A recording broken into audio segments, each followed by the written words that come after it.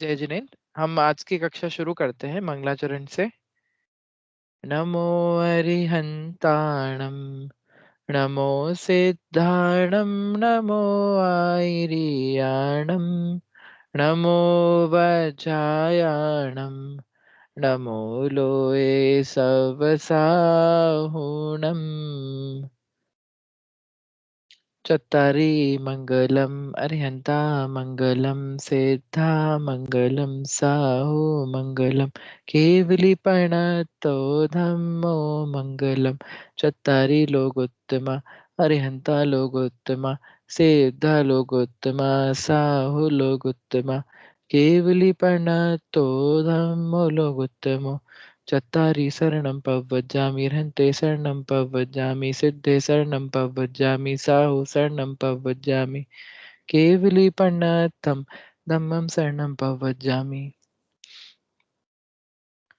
पिछले दो गत दो कक्षाओं से हमारा विषय पंडित भूतरदास जी कृत जो वैराग्य भावना है उसका चल रहा था। तो हम एक एक इसका जो छंद है उसको पढ़ करके और उसका अर्थ यहाँ पर समझने का प्रयास कर रहे थे। और वास्तव में मतलब केवल अर्थ नहीं, उसका जो भावार्थ है और उसका जो भाव है वास्तव में, और हम मतलब इसको समझते हुए उसका भावार्थ भी अपने अंदर आत्मसात करें, ऐसी भावना से हम ये मतलब वैराग्य भावना पढ़ रहे थे। अभी नंबर 7 तक शांतनु भैया जी ने यहाँ पर ले लिया था विषय। तो अब आज नंबर 8 हम पढ़ते हैं। और यदि आप भी यदि पढ़ पाएँ तो फिर आप पढ़ लीजिएगा सुनैना जी। अ, ये वाला मैं पढ़ता हूँ पहला। इसमें थोड़ा-सा जो एक छोटा-सा रिवीजन की दृष्टि से देखें तो मतलब थोड़ा-सा वज्रनाभि चक्रवर्ती के बारे में बताया कि कैसे वो भोग भोगते थे और फिर समय उनका ऐसे बीतता जा रहा था।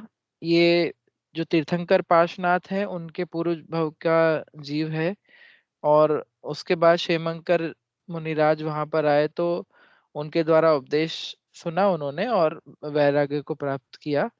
और उन्होंने फिर अपने ही अंदर वैराग्य भावना जो उन्होंने भाई वज्रनाभि चक्रवर्ती ने उसको यहाँ पर बताया है ना? और हमने जैसे समझा था कि वैराग्य भावना, जब भी वैराग्य की बात आती है तो उसमें 3 चीज़ें 3 ऑब्जेक्ट हैं जिनसे वैराग्य लिया जाता है। एक तो संसार, शरीर और एक भोग। तो सबसे पहले संसार वैराग्य भावना यहाँ पर चल रही है। तो उसमें संसार में किस प्रकार के दुःख हैं, तो अपने आप ही संसार के दुखों के बारे में भी विचार करें तो हमको वैराग्य की, और यदि वैराग्य की नहीं तो एक दुख की फीलिंग तो आती ही है कि भाई अन्य जीव हैं चारु गति के, कैसे कैसे दुख वो भोगते हैं, है ना? फिर इष्ट वियोग अनिष्ट संयोग, और कोई दीन दरिद्री है, किसी के कलिहारी नारी है, मनुष्य गति में आने के बाद भी किस प्रकार के दुख होते हैं। और इसलिए वो संसार जिसको हम ऐसे समझते हैं कि मतलब कितना अच्छा चल रहा है, कितना वाव है हमारे लिए, वो वास्तव में उसका क्या स्वरूप है, कितना उसमें हम स्वयं ही उसमें कितना दुःख भोग के आ चुके हैं, उसकी यहाँ पर मतलब भावना करके और संसार से वैराग्य कैसे लिया जाए, वो यहाँ पर पूरा विषय है ना? ये कोई किसी के पुत्र नहीं है, किसी के हो जाते हैं तो मर जाने के बाद दुःख होता है, किसी के पुत्र है और वो इतना खराब कपूत है तो उससे भी दुखी है। और जिनके पुण्य है तो कभी-कभी पुण्य है, हमेशा तो पुण्य उदय बना नहीं रहने वाला। और विशेष करके यदि आप पुण्य के उदय में मग्न हो जाओगे और पूरा पुण्य के उदय में पूरे भोगों में लीन हो जाओगे तो वो तो सबसे जल्दी खत्म होने वाला है पुण्य, ऐसा है। यदि आप नया पुण्य नहीं बांधते हो और नया पुण्य उस पुण्य के भोगों में नहीं लग करके ही वो पुण्य बनता है जो आपको अगले भव में काम आ सकता है। तो आ,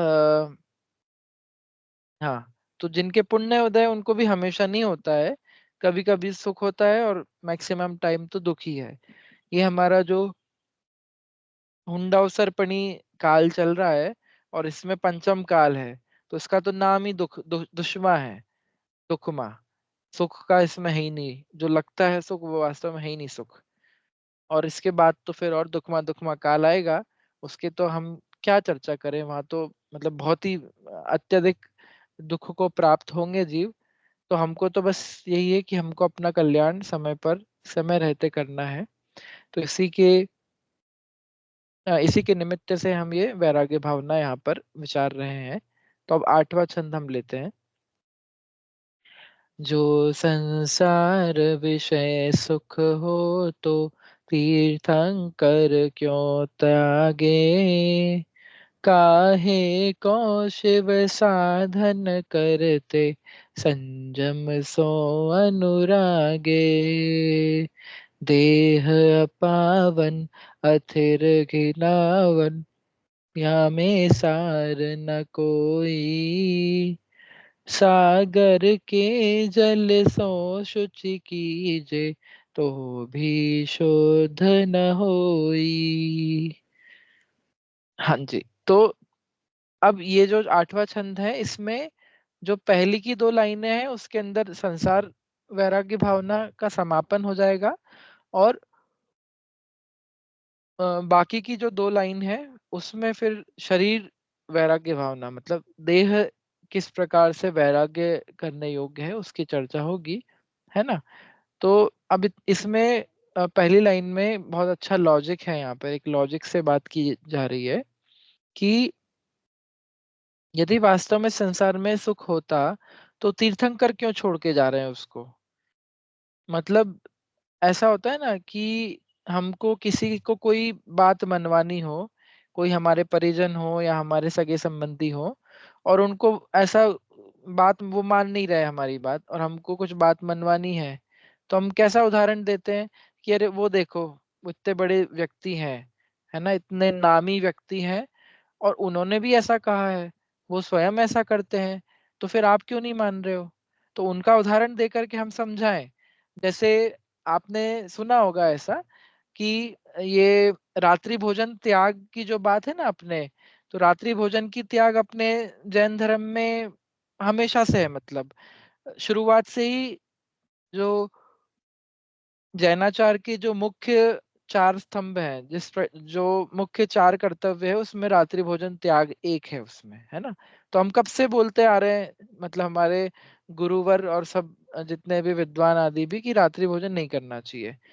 लेकिन हमको क्या लगता है कि क्या हो गया उसमें, इससे क्या हो जाएगा, ऐसा वैसा।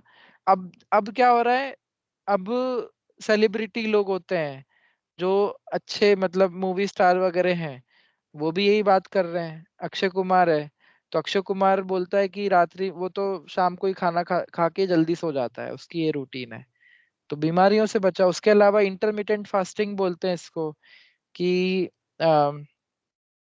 16 घंटे का, 18 घंटे का फास्ट करो 24 घंटे के अंदर। तो उसमें भी यही बोलते हैं कि आप शाम को 6 बजे लास्ट खा लो, और फिर अगले दिन सुबह 10 बजे के बाद खाओ। तो ये सब बातें, अब क्या हो रहा है कि अब ये जगत के जो जीव हैं, जिनको हम मानते हैं कि ये तो मतलब कोई विशेष पर्सनालिटी है, या ये हमारे मतलब मूवी स्टार हैं, तो अब हमको ऐसा लगता है कि हम, चलो हमारी बात तो नहीं, पर कोई भी और अन्य जो लोग होते होंगे जो पहले ही जैनियों को ही बोलते थे कि ये तुम क्या मतलब आ, रात्रि भोजन त्याग करते रहते हो, अब उन्हीं को हम यदि बोलेंगे तो वो भी सोचने पे मजबूर हो जाएगा। क्योंकि एक बड़ा व्यक्ति या एक जगत मान्य व्यक्ति वो काम कर रहा है ना। तो इससे यदि हम ऐसा कुछ उदाहरण देते हैं, तो जो हमारा तर्क है, हमारा जो लॉजिक है, उस वो भारी हो जाता है ना।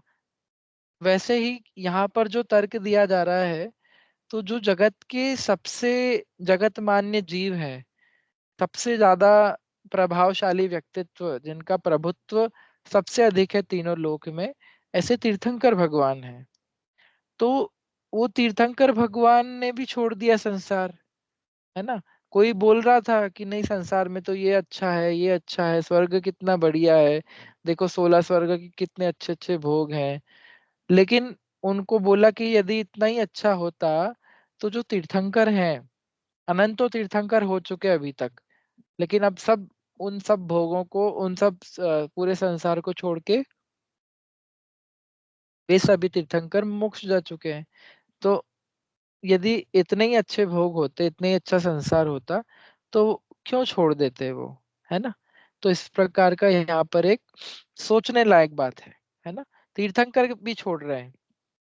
हम्म, ऐसा मोक्षमार्ग प्रकाशक जी में भी एक लाइन आती है इस प्रकार की हम्म, कि जिस संसार के दुखों से तीर्थंकर जैसे महान जीव भी डरते हैं, और हम उस दुखों से नहीं डरते हैं, तो हम मतलब किस किस प्रकार के सुभट है, मतलब हम सुभट है, मतलब ऐसे दुखों से भी नहीं डरते जिनसे तीर्थंकर तक डरते हैं। ये शायद पहले अधिकार के लास्ट में ऐसा आता है ना। वो एग्जाम एग्जैक्टली मुझे लाइन नहीं आ रही है, लेकिन उसमें भी ये बात आई है ना। हम्म, और ये सेकंड लाइन में ही बोला कि काहे को शिव साधन करते संयम सो अनुराग।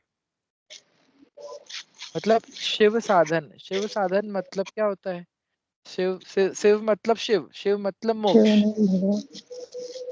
है ना। मोक्ष साधन मतलब मोक्ष मार्ग, है ना। तो मोक्ष मार्ग में क्यों साधन करते हैं मोक्ष का, है ना।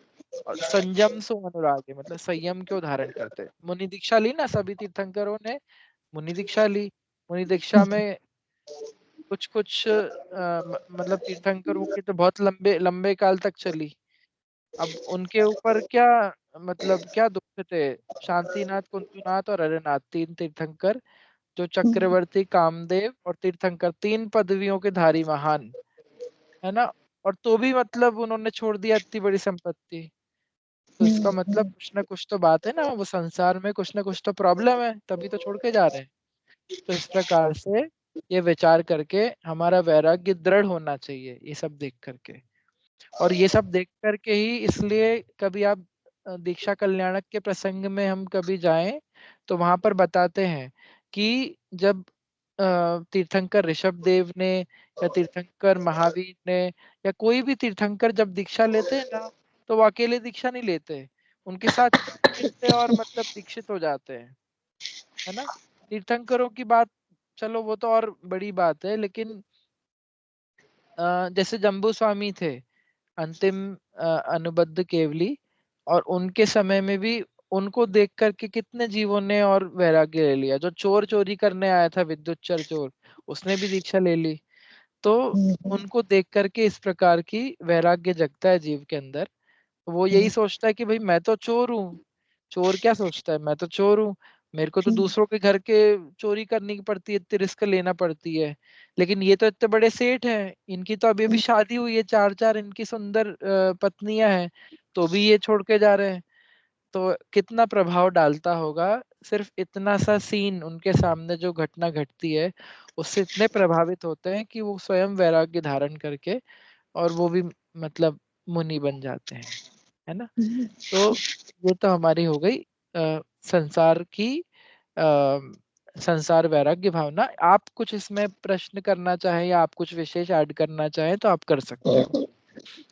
मुझे तो ये अपावन अथिर घिनावन या में सार न कोई, इसका अर्थ जरा सा समझाएंगे दोबारा। हाँ, ये तो मैंने लिया ही नहीं अभी, ये तो उसमें आएगा शरीर में। ये शुरू की जो दो दो लाइनें थी, ये तो हम्म, संसार की लास्ट हो गई, संसार वैराग्य भावना। और ये जो दो लाइनें हैं अब, ये इसके बाद देह की, शरीर की ये बात आ गई। संयम सो अनुरागी का क्या अर्थ है? संयम, संयम मतलब संयम, ठीक है। अच्छा, संयम मतलब ठीक है। मुनि अवस्था, अनुराग है मतलब हम्म, उससे प्रीति करी उन्होंने, संयम हम्म, अवस्था को धारण किया, ऐसा, है ना। ठीक। इसमें कोई विशेष शब्द का अर्थ भी नहीं आ रहा हो, तो वो भी, जैसे विषय, विषय का मतलब क्या हुआ, बताइए। ये तो विषय, संसार में जो जितने ये क्रियाकलाप वगैरह हैं, इससे सुख नहीं होता है। जैसे अपन नहीं सोचते हैं नहीं कि अपनी पत्नी, अपना परिवार है, इन सब विषयों को अपन सुख नहीं, समझते हैं। ये विषय वो नहीं है एक्चुअली। विषय मतलब होता है मैं, ये विषय और विषय में अंतर है एक्चुअली। विषय मतलब उसमें डबल, एक ही मात्रा और बिंदी, इसका मतलब है मैं, खाली इसका अर्थ होगा मैं। और जो विषय है, वो विषय की बात अभी आएगी, और तीसरी जो है ना, संसार, शरीर और भोग।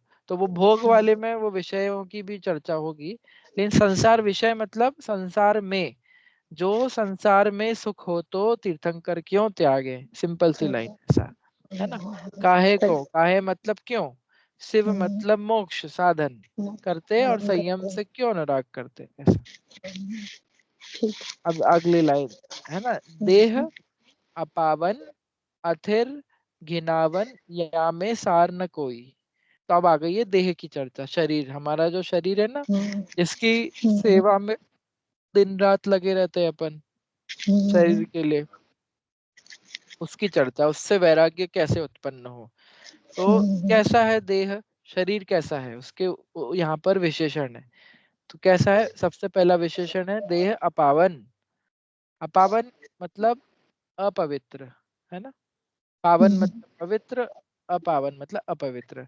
तो ये तो है ही, अपन ये इसमें भी पढ़ते हैं, अ,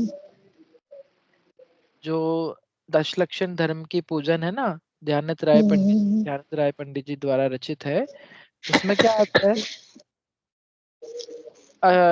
कौन सा, उत्तम शौच, उत्तम शौच का जो छंद है ना, उसमें आता है कि आ,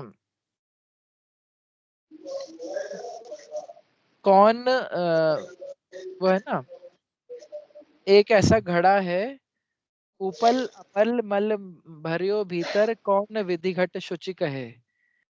बहु, हाँ, ऊपर अमल मल भरियो भीतर कौन विधि घट शुचि कहे। और उसके बाद, हाँ चलो यही मेन लाइन है एक्चुअली। तो ऐसा कोई घड़ा है, घड़ा जिसके अंदर बाहर से तो बहुत सुंदर दिख रहा है वो घड़ा, लेकिन उस घड़े के अंदर मलमूत्र भरा हुआ है, पूरी गंदगी।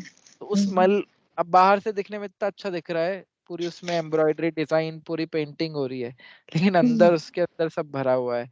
तो ऐसे घड़े को देख करके कोई उसको शुचि मतलब उसको अच्छा कहेगा क्या, ये अच्छा है, कोई भी नहीं कहेगा। तो अपने शरीर की क्या दशा है, लेकिन पूरे शरीर के मलमूत्र का घड़ा है ये, ऐसा। ये तो हो गया अपावन। और अथिर, अथिर मतलब क्या हुआ, अथिर मतलब अस्थिर, स्थिर मतलब स्थिर, और अथिर, अथिर मतलब अस्थिर। स्थिर मतलब होता है स्थाई, ध्रुव, जो टिका रहे हमेशा, है ना। कोई भी चीज अपन मार्केट से खरीदते हैं तो हम क्या चाहते हैं कि ये अच्छी वो होनी चाहिए, इसके अंदर लंबा चलना चाहिए, मजबूत होनी चाहिए, है ना।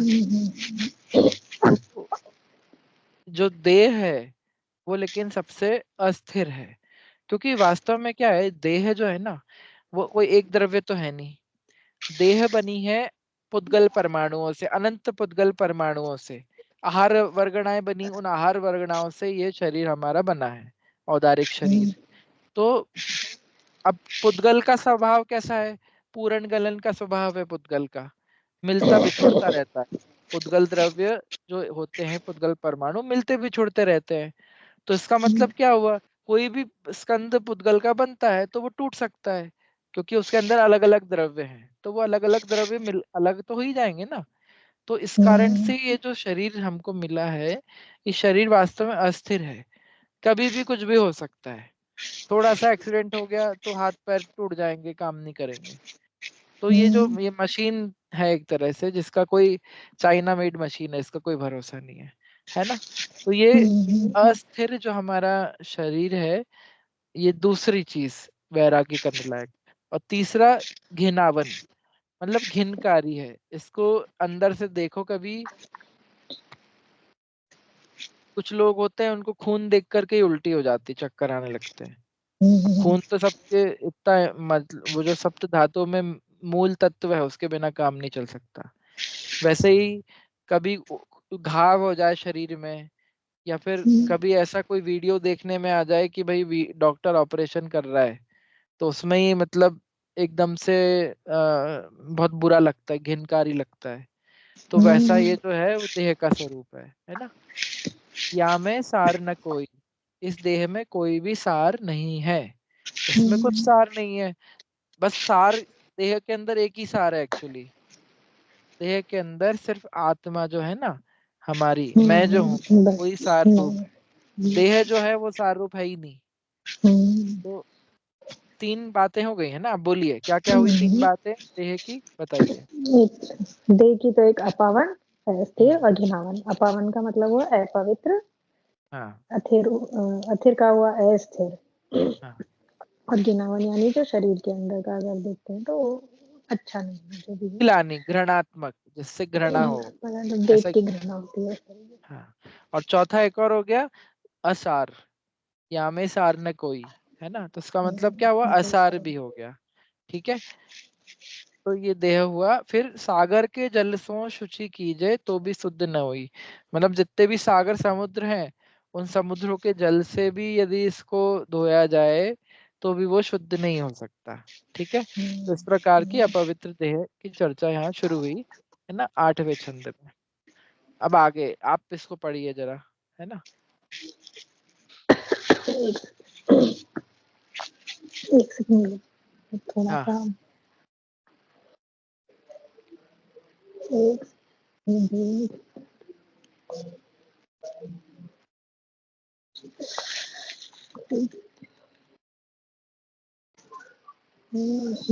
या तो ज्यादा जूम हो जाता है या एकदम कम हो जाता है। कम कर देता हूँ मैं थोड़ा, तो आपको, अब आप बढ़ा लो हाँ अपने, है ना। हाँ, हो गया। सत्य कुधातु भरी मल मूरत, चाम लपेटी सोहे, अंतर देखत या सम जग में, अवर पावन को है। नवमल द्वार सर्वे निशिवासर, नाम लिए घिन आवे, व्याधि उपाधि अनेक जहाँ तह, कौन सिद्धि सुख पावे। हाँ, बढ़िया, बहुत अच्छा। तो अब और भी शरीर की चर्चा की जाएगी, है ना। तो क्या है, हम्म, सप्त कुधातु भरी मल मूरत, हम्म, चाम लपेटी सोहे। तो क्या है, 7 प्रकार की धातुएं, सप्त धातु बोलते हैं, सप्त धातु से शरीर बनता है। तो उसमें यही सब होता है, जैसे ब्लड, खून हो गया, मांस, पानी हो मतलब, गया, मांस है, हाँ, हड्डी है। मांस, मज्जा, मुझे भी नाम ध्यान नहीं है, हड्डी वगैरह। तो वो सप्त खुद धातुएं बोलते हैं। वो कुधातु है, मतलब बहुत अच्छा स्वरूप नहीं है उनका। और उन उन इन सप्त धातुओं में, इन खून में भी, इनमें भी जीव पाए जाते हैं, और हमारे शरीर के आश्रय से दूसरे भी जीव पाए जाते हैं। तो सप्त धातु भली भरी हुई है। क्या भरा हुआ है, शरीर। मल मूरत, पूरा मल की मूर्ति है, पूरा मल मल स्वरूप ही है। चाम लपेटी सो है, और उसके ऊपर क्या किया गया है, एक चमड़ी लपेट दी गई है, समझ लो। ये जो हमारी जो स्किन है ना, जिसमें हम गोरा काला देखते हैं, पूरा स्किन के नाम पर ही जज कर लेते हैं सबको, ये तो गोरा है, काला है। अपने आप को भी उससे ही मानते हैं अपन। शरीर के अंदर से थोड़ा ना, अपन तो जो स्किन दिखती है अपने को वही मानते हैं। हाँ, और सोचो कि मैं विराग, मेरा नाम विराग है, तो मैं अपने बारे में सोचूंगा तो एक फोटो आ जाएगा मेरा, ये चेहरे का और बालों का। लेकिन ये तो सिर्फ बाहर का है, इसके अंदर का कोई सोचता थोड़ा ना है वो कितना गंदा है। जो यहाँ पे लिखा है, मल मल से भरी हुई मूरत है वो, उसमें चमड़ी लपेट दी गई है। और अंतर, अंतर देखत या सम जग में अवर अपावन को है। मतलब यदि इसके अंदर देखो तो इसके समान, या सम, इसके समान जग में, जग में मतलब दुनिया में, अवर अपावन को है। इससे और ज्यादा अपावन और कोई भी चीज नहीं मिलेगी आपको, जो शरीर के अंदर जो अपवित्रता है, ऐसा, है ना। फिर क्या, नव मल द्वार स्रवे निशिवासर, नाम लिए घिन आवे। ये जो शरीर है, इसमें ऐसे 9 रास्ते हैं, 9 दरवाजे हैं, मल द्वार, जिसमें से मल निकलता है, ऐसा।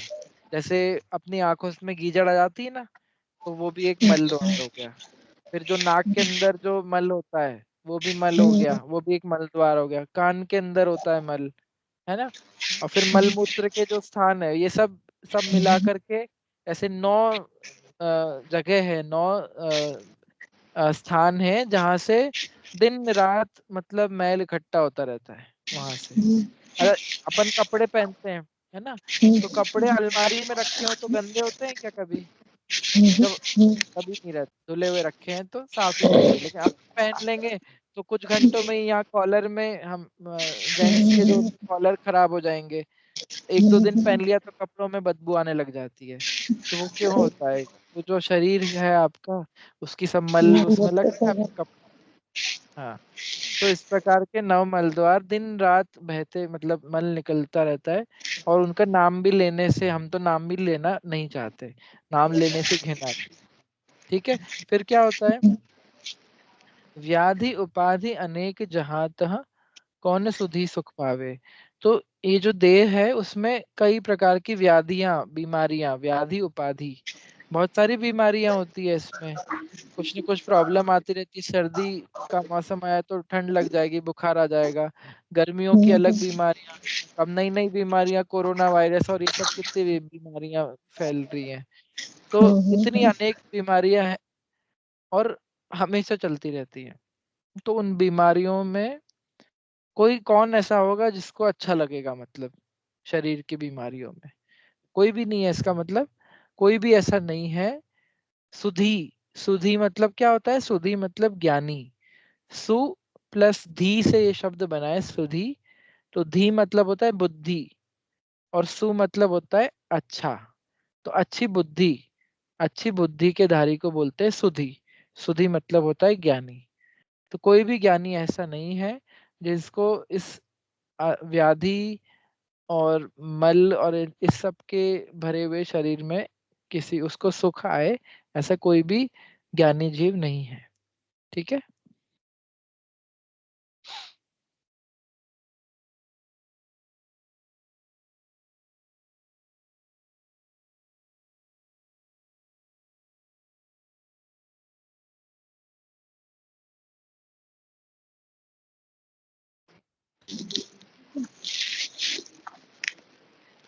आगे लेना। उतर गया। हाँ भैया जी। ठीक है, तो इतना हमने देख लिया ना कि ये मतलब इसमें बहुत तकलीफें हैं, बीमारियां हैं।